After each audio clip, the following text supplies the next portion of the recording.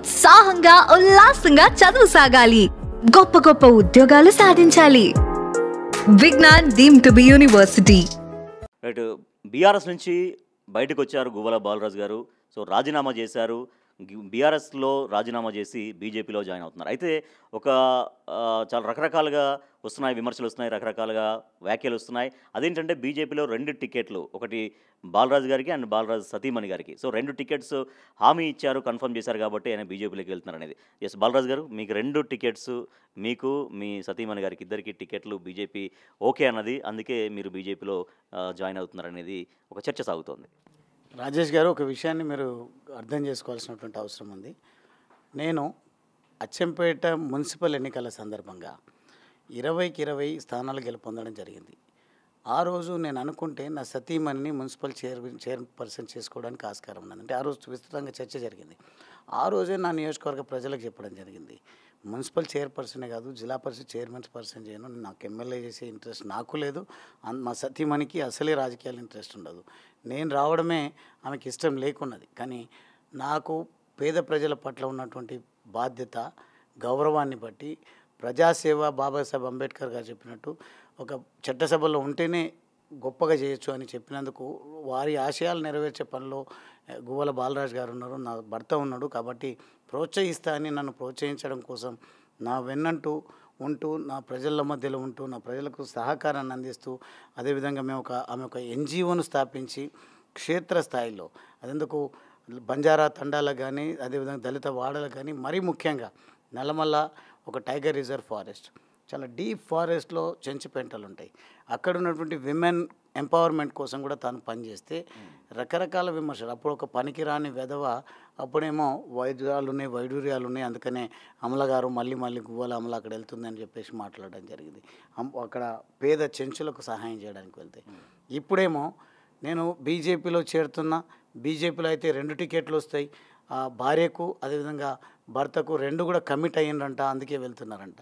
నిజంగా వారికి అంటే మీ శ్రీమతి గారికి నిజంగా అసలు రాజకీయాల పట్ల ఆసక్తి లేదు. ఎందుకంటే మీతో చాలా సందర్భాల్లో ఎలక్షన్స్లో క్యాంపెయిన్లో పార్టిసిపేట్ చేశారు. నిన్న మొన్న చాలా విపరీతంగా ఒక వీడియో కూడా జరుగుతుంది, మనం ఈ జెండా వదిలేస్తామా, ఎట్టి పరిస్థితిలో ప్రాణం పోయినా ఈ జెండా వదలమంటూ గులాబీ జెండాను ఉద్దేశించి మాట్లాడడం. అంటే ఇవన్నీ ఉన్నాయి కాబట్టి డెఫినెట్గా వారు కూడా రాజకీయాల్లోకి వస్తారు, అందుకే వెళ్ళారు. సో అక్కడ ఆల్రెడీ ఒక కమిట్మెంట్ ఇచ్చేశారు అనేది జరుగుతున్నటువంటి చర్చ. అంటే వారికి ఇంట్రెస్ట్ లేదా, మీ సతీమణి గారికి ఇంట్రెస్ట్ లేదా రాజకీయాలకు నేరుగా రావడం? 100కు 1000% నా సతీమణికి రాజకీయాల్లోకి రావడం ఇష్టం లేదు. 100కు 1,00,000% నాకున్న ఆశయాన్ని బట్టి నా భర్త చట్టసభల్లో ఉండాలనే కోరిక అయితే చాలా ప్రగాఢంగా ఉంది తనకు.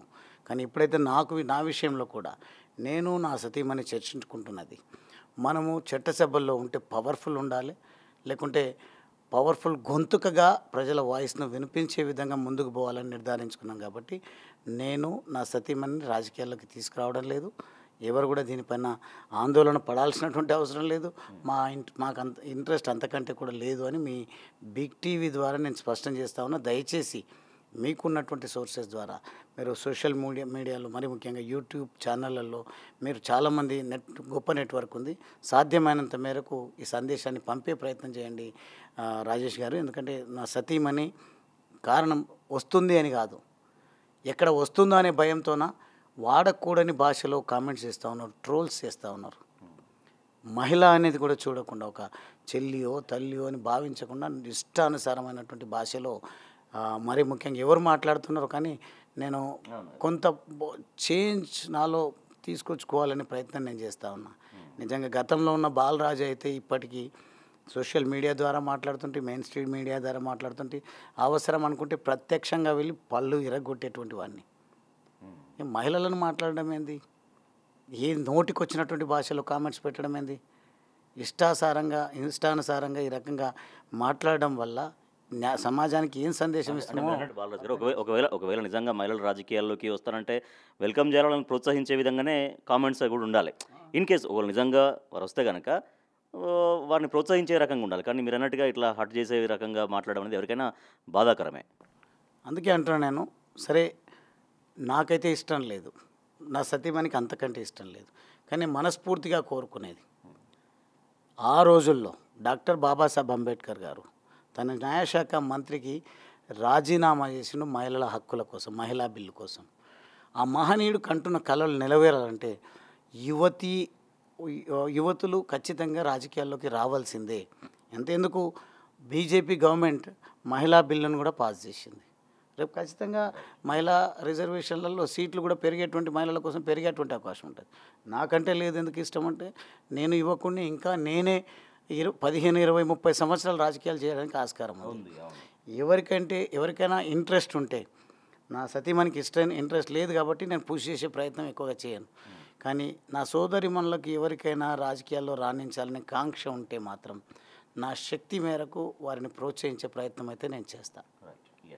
సో తన సతీమణి గువ్వల అమలకి ఎట్టి పరిస్థితుల్లో రాజకీయాల పట్ల ఆసక్తి అంటే రావాలి, రాజకీయాల్లోకి రావాలనేటువంటి ఇంట్రెస్ట్ లేదు. తను చట్టసభల్లో ఉంటే, తను లీడర్గా ఉంటే తన వెంబడి నడవడమే తన సతీమణికి ఇష్టం. కానీ అనవసరంగా ఈ రకంగా సోషల్ మీడియాలో తన సతీమణిని తనను బదనాం చేయొద్దు అంటే చాలా తీవ్రంగానే స్ట్రాంగ్గా హెచ్చరిస్తున్నారు గువ్వల బాలరాజ్.